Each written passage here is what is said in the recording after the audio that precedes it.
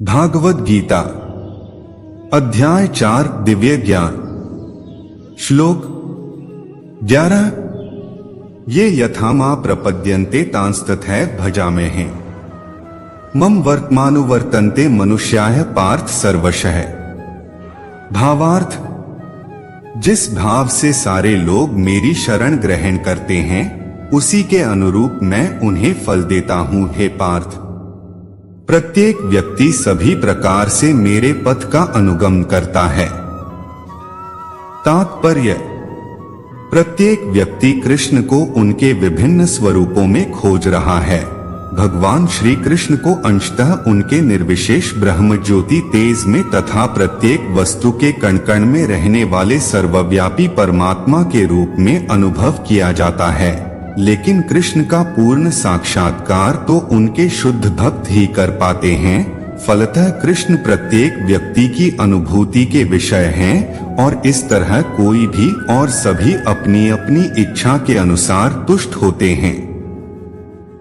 दिव्य जगत में भी कृष्ण अपने शुद्ध भक्तों के साथ दिव्य भाव से विनिमय करते हैं। जिस तरह की भक्त तो उन्हें चाहता है, कोई एक भक्त कृष्ण को परम स्वामी के रूप में चाह सकता है, दूसरा अपने सखा के रूप में, तीसरा अपने पुत्र के रूप में और चौथा अपने प्रेमी के रूप में। कृष्ण सभी भक्तों को समान रूप से उनके प्रेम की प्रगाढ़ता के अनुसार फल देते हैं। भौतिक जगत में भी ऐसी ही विनिमय की अनुभूतियां होती हैं और वे विभिन्न प्रकार के भक्तों के अनुसार भगवान द्वारा संभाव से विनिमय की जाती हैं।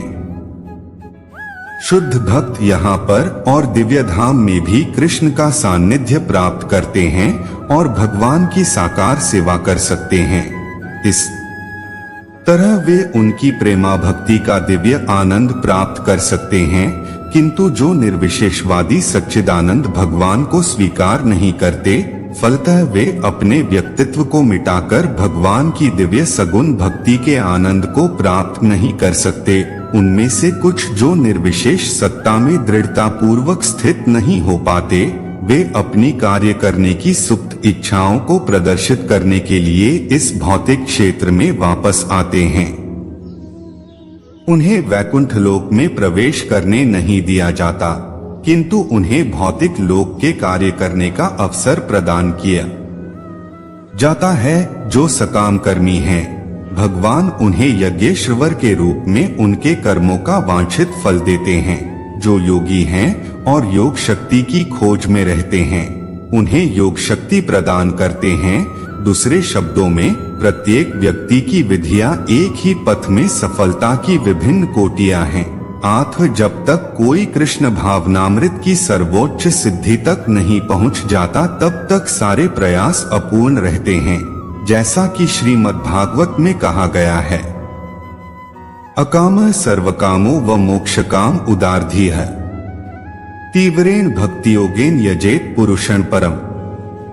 मनुष्य चाहे निष्काम हो या फल का इच्छुक या मुक्ति का इच्छुक ही क्यों न हो, उसे पूरे सामर्थ्य से भगवान की सेवा करनी चाहिए, जिससे उसे पूर्ण सिद्धि प्राप्त हो सके, जिसका पर्यवसान कृष्ण भावनामृत में होता है। अध्याय 4 दिव्य ज्ञान श्लोक 12। कांतः कर्मणा सिद्धि यजन्त एह देवता है, क्षिप्र ही मानुषे लोके सिद्धिर्भवति कर्मजा। भावार्थ, इस संसार में मनुष्य सकाम कर्मों में सिद्धि चाहते हैं, फलस्वरूप वे देवताओं की पूजा करते हैं। निस्संदेह इस संसार में मनुष्यों को सकाम कर्म का फल शीघ्र प्राप्त होता है।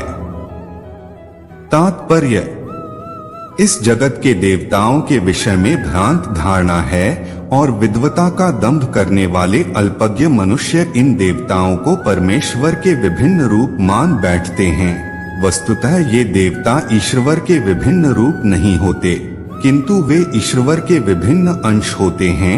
ईश्वर तो एक है, किंतु अंश अनेक हैं। वेदों का कथन है, नित्यो नित्य नाम ईश्वर एक है, ईश्वर है परमः कृष्ण।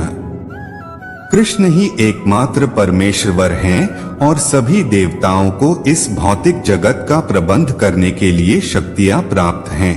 वे कभी परमेश्वर नारायण, विष्णु या कृष्ण के तुल्य नहीं हो सकते। जो व्यक्ति ईश्वर तथा देवताओं को एक स्तर पर सोचता है वह नास्तिक या पाषंडी कहलाता है। यहाँ तक कि ब्रह्मा तथा शिवजी जैसे बड़े बड़े देवता परमेश्वर की समता नहीं कर सकते। वास्तव में ब्रह्मा तथा शिव जैसे देवताओं द्वारा भगवान की पूजा की जाती है।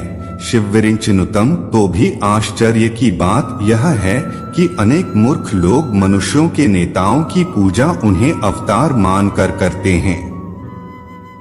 यह देवता पास इस संसार के शक्तिशाली मनुष्य या देवता के लिए आया है, लेकिन नारायण, विष्णु या कृष्ण जैसे भगवान इस संसार के नहीं हैं। वे भौतिक सृष्टि से परे रहने वाले हैं। निर्विशेषवादियों के अग्रणी श्रीपाद शंकराचार्य तक मानते हैं कि नारायण या कृष्ण इस भौतिक सृष्टि से परे हैं। फिर भी मूर्ख लोग हतज्ञान देवताओं की पूजा करते हैं क्योंकि वे तत्काल फल चाहते हैं। उन्हें फल मिलता भी है, किंतु वे यह नहीं जानते कि ऐसे फल क्षणिक होते हैं और अल्पज्ञ मनुष्यों के लिए हैं। बुद्धिमान व्यक्ति कृष्ण भावनामृत में स्थित रहता है।